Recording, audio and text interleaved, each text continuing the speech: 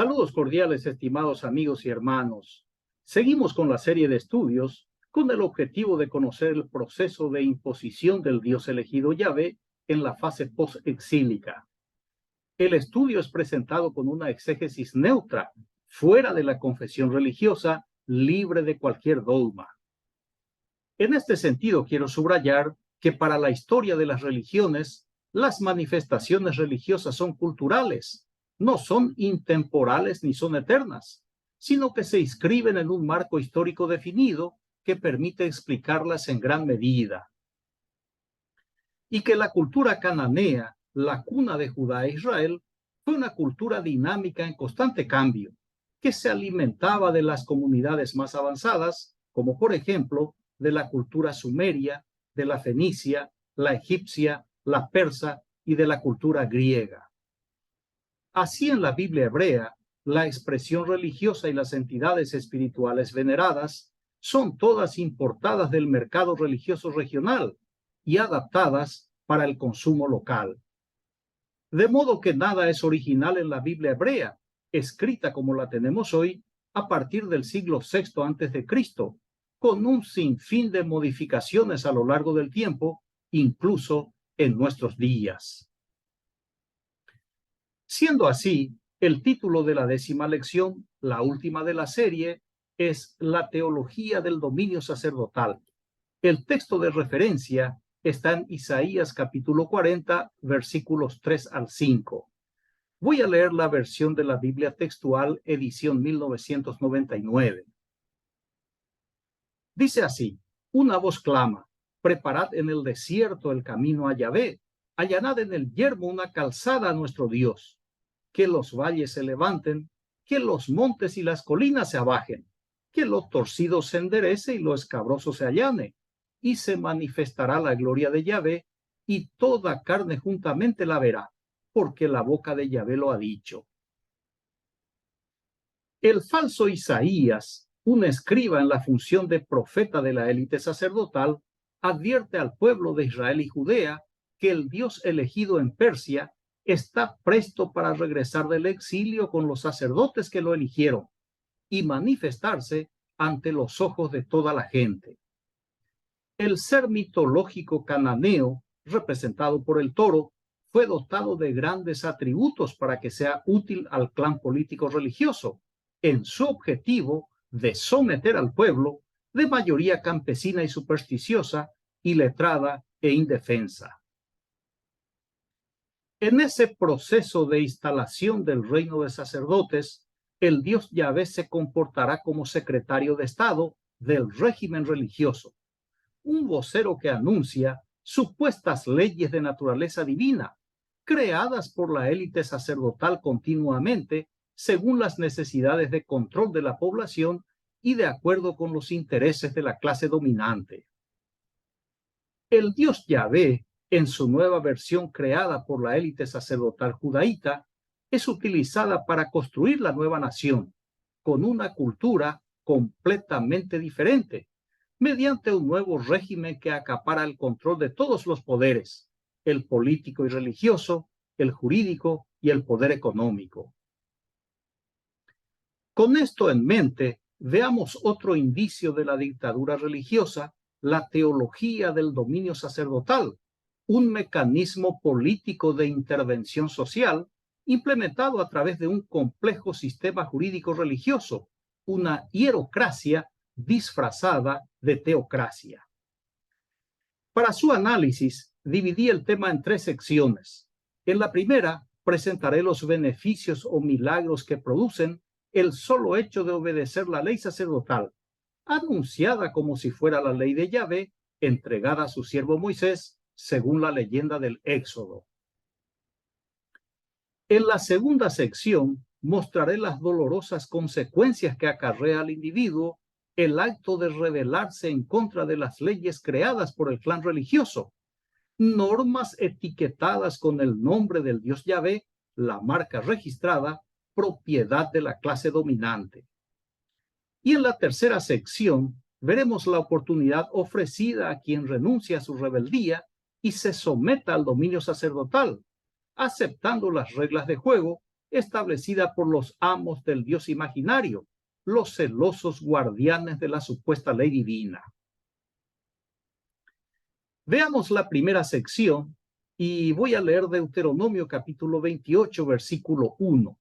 Dice allí: y sucederá que si oyes atentamente la voz de Yahvé tu Dios para obedecer, para guardar todos sus mandamientos que yo te ordeno hoy, también Yahvé tu Dios te levantará sobre todas las naciones de la tierra.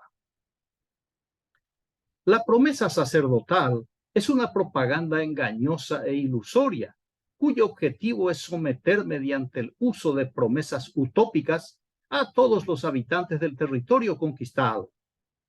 La carnada o el caramelo de la trampa es que la única condición para alcanzar el dominio del mundo es la obediencia a las leyes supuestamente proporcionadas por el Dios Yahvé. Entiéndase por leyes de Yahvé el conjunto de normas pertenecientes a otras culturas más avanzadas, las que fueron adoptadas y adaptadas por el reino de sacerdotes y aplicadas al pueblo, como si pertenecieran al Dios creado y controlado por la clase dominante. Según este texto sagrado, el pueblo recibe dos grandes engaños de sus nuevos líderes políticos religiosos.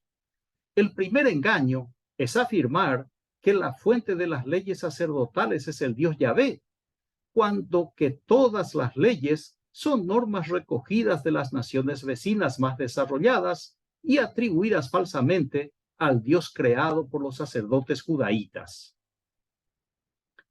El segundo engaño es atribuir la promesa del supuesto dominio mundial al Dios Yahvé, cuando tal ambición era solo del reino de sacerdotes, que pretendía conquistar el mundo con la misma mentira utilizada para someter al pueblo iletrado y supersticioso. Inmediatamente el escriba crea una lista de los beneficios que obtendría el que se someta a todas las leyes importadas y divinizadas por el régimen sacerdotal. Deuteronomio 28:2 dice: y por haber obedecido la voz de Yahvé tu Dios, vendrán sobre ti y te alcanzarán todas estas bendiciones. Este versículo es el título del panfleto generado por la clase dominante, la élite sacerdotal, una propaganda para la clase dominada, el pueblo. Y como veremos enseguida, contiene una cantidad de milagros que realizaría el Dios Yahvé en la vida de los que le obedecen. La obediencia de la gente le haría sentir a Yahvé un Dios muy dichoso, tanto que promete compartir esa dicha con el devoto obediente. Cada una de las bendiciones incluidas en la lista que voy a leer fueron todas escogidas criteriosamente en base a las necesidades que el pueblo tenía en ese entonces, promesas elaboradas a la medida del pueblo. Los primeros beneficios prometidos por los sacerdotes en nombre del Dios Yahvé están relacionados con las actividades habituales de cualquier ciudadano de la Nueva Israel. Deuteronomio 28, 3 al 6 dice: bendito serás tú en la ciudad y bendito tú en el campo. Bendito el fruto de tu vientre y el fruto de tu tierra y el fruto de tus animales y la cría de tus vacadas y los corderos de tu rebaño. Bendita será tu cesta y tu arteza de amasar. Bendito serás en tu entrar y bendito serás en tu salir. Estos son los mejores y mayores augurios destinados por la deidad al hombre sometido, porque atiende perfectamente a sus necesidades. Se le garantiza el éxito en la agricultura, en la multiplicación de sus animales domésticos, en la cantidad de hijos, en la abundancia de alimentos y en la seguridad física dentro de su sociedad. En pocas palabras, si obedece a Yahvé, nada le faltará, en todo le irá bien siempre. Es una oferta divina imposible de rechazar. El siguiente beneficio garantido por la élite sacerdotal en nombre del Dios Yahvé tiene que ver con la seguridad del que se somete a la deidad. Deuteronomio capítulo 28, versículo 7 dice: Yahvé hará que tus enemigos, los que se levantan contra ti, sean derrotados delante de ti. Por un solo camino saldrán contra ti, pero por 7 caminos huirán de delante de ti. Si la anterior promesa fue irrisoria, esta es irónica, porque da por sentado que el creyente en Yahvé tendrá enemigos, y sin decir de qué manera le garantiza la victoria ante ellos, quienes llegarían en orden y saldrían asustados corriendo por caminos diferentes. Es un sistema de seguridad bastante curioso, del tipo físico patrimonial, proveído por el ejército celestial de Yahvé y ofrecido por agentes de seguros de la divina providencia. Es curioso porque ante el Imperio Romano fue la nación de Israel la que salió huyendo y por 1000 caminos a todas las naciones de todos los continentes. Un tercer beneficio garantizado por la élite sacerdotal en nombre del Dios Yahvé tiene que ver con la identidad nacional de la persona, de formar parte del pueblo selecto. Deuteronomio 28, 9 dice: Yahvé te confirmará como pueblo santo suyo, tal como te juró, cuando guardes los mandamientos de Yahvé tu Dios y andes en sus caminos. En cualquier religión, si aceptas su doctrina, eres bienvenido y pasas a formar parte del grupo inmediatamente. Pero en el caso de Yahvé es diferente, porque te mantiene en el limbo, en una sala de larga espera, hasta que guardes los 613 mandamientos creados por sus sacerdotes. Y solo entonces Yahvé te confirmará como pueblo santo suyo. El que confirma es la élite sacerdotal, el único apoderado y operador del Dios Yahvé. Otro beneficio garantizado por los sacerdotes en nombre de su Dios Yahvé está en Deuteronomio capítulo 28, versículos 11 al 13. Dice allí: Yahvé te hará abundar en bienes, en el fruto de tu vientre, en el fruto de tus animales y en el fruto de tu suelo, en la tierra que Yahvé juró a tus padres que te daría. Yahvé te abrirá su buen tesoro de los cielos para dar lluvia a tu tierra en su tiempo y para bendecir toda obra de tus manos. Prestarás a muchas naciones, pero tú no tomarás prestado. Si escuchas los mandamientos de Yahvé tu Dios que te mando hoy para que guardes y los cumplas, Yahvé te pondrá por cabeza y no por cola. Y estarás encima solamente y no estarás debajo. La ambición de riquezas fue la característica distintiva de la élite sacerdotal judaíta, así que habla de su propio deseo y ofrece a la gente lo que a ellos les encanta. En el siglo I, el sedicioso celote Jesús de Nazaret acusó al clan religioso de servir al dios Mamón, el dios cananeo de las riquezas. Mateo capítulo 6, versículo 24 dice: Ninguno puede servir a 2 señores, porque aborrecerá al uno y amará al otro, o se apegará al uno y menospreciará al otro. No podéis servir a Dios y a Mamón. Los ambiciosos sacerdotes sirvieron al dios Mamón y se sirvieron del dios Yahvé. Por esa avaricia desmedida, en los evangelios, el personaje ficticio Judas fue creado para representar a la élite sacerdotal judaíta, como amante del dinero y dispuesto a negociar la cabeza de cualquier persona por algunas pocas piezas de plata. Muy bien, el panfleto de la propaganda sacerdotal termina con la siguiente advertencia.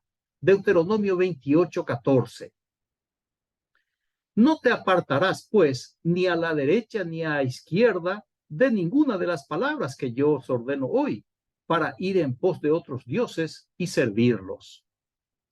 El temor constante de la élite sacerdotal es que el pueblo abra los ojos y escoja otra vía más humana y menos rígida, que opte por liberarse del yugo de la dictadura religiosa. Así que la advertencia es seria pero más seria todavía son las amenazas para el que no se someta al liderazgo sacerdotal, a la hierocracia disfrazada de teocracia.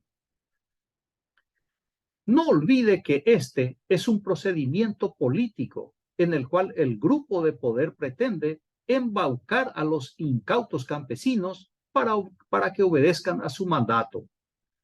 Si cuando la limosna es grande, hasta el santo desconfía, en este caso concreto, cuando la promesa es grande, hasta el devoto desconfía.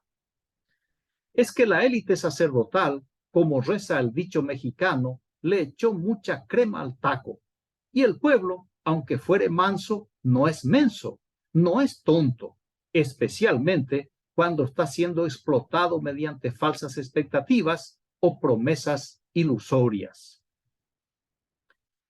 Precisamente por esta causa, el pueblo cuestionó a Jeremías, un profeta político de la corte sacerdotal, conocido por su postura pendular y por su flexibilidad moral. Jeremías 17:15 dice: He aquí ellos me dicen, ¿dónde está la palabra de Yahvé? Que se cumpla ahora. El pueblo, harto de las mentiras de los sacerdotes, le dice al profeta lo que él conoce muy bien, que las palabras de Yahvé son puro cuento, porque nunca se cumplen. Con Malaquías, el pueblo hizo lo mismo, al denunciar que el Dios Yahvé es una deidad incoherente, un Dios inconsecuente, un Dios mentiroso y tramposo. Malaquías capítulo 2, versículo 17 dice: Habéis hastiado a Yahvé con vuestras palabras, y decís, ¿en qué lo hemos hastiado? En que decís, todo el que hace mal agrada a Yahvé, y de los tales él se agrada. ¿Y dónde está el Dios justo? El hastiado no era Yahvé, sino los sacerdotes judaítas. Y a medida que el tiempo avanzaba hacia el siglo I, el pueblo más abiertamente cuestionaba el sistema legal religioso en el que estaba atrapado, rodeado de promesas dulces, pero todas engañosas y venenosas. Llegó a un punto en que se formó un partido político religioso, los saduceos, integrado por israelitas que no creían en lo sobrenatural, que no creían en los mitos sacerdotales. La gente le dice al sacerdote disfrazado de profeta, a Malaquías, lo mismo que le habían dicho a Jeremías, que las leyes de Yahvé no funcionan en absoluto, porque los que hacen el mal agradan al Dios Yahvé y Yahvé se complace de ellos. En pocas palabras, según esa gente, Yahvé es el Dios del mal y de los malos. Yahvé es un ser maligno. Esta fue la respuesta a la pregunta retórica de dónde está el Dios justo.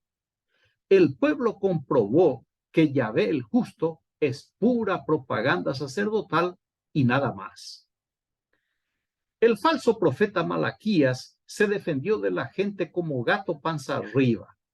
Malaquías capítulo 3, versículos 13 al 15 dice: Duras me resultan las palabras de ustedes, dice Yahvé, y todavía dicen, ¿qué hemos dicho contra ti?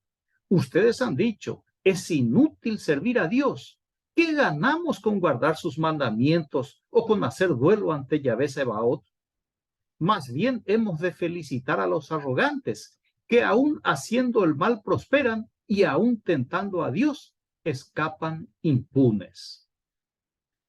El sacerdote relata que el Dios Yahvé fue golpeado con las palabras del pueblo, porque fueron duras. Sin embargo, el golpeado por la verdad incuestionable fue el descarado e hipócrita Malaquías, porque sabía que las leyes de Yahvé eran normas duras y pesadas para todo el pueblo, y que la obediencia a la ley solo beneficiaba a la clase dominante. El sacerdote Malaquías presenta al Dios Yahvé molesto por la queja de la gente, quien le cantó la dura y pura verdad al Dios creado por el clan sacerdotal con los mismos defectos de su fabricante. La mentira y la explotación del ser humano. El pueblo le dice al sacerdote travestido de profeta que es inútil servir a Yahvé, como es inútil guardar sus mandamientos e inútil suplicarle. Para comprobar que no vale la pena, le dice que observe a los arrogantes, a quienes se debería felicitar, porque obran con maldad y aún así prosperan, violan las leyes de Yahvé y siguen impunes.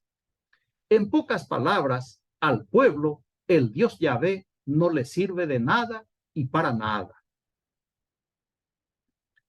En la segunda sección, el Dios Yahvé, quien en la primera parte fue generoso, amable y misericordioso, ahora se presenta como un Dios intratable y odioso.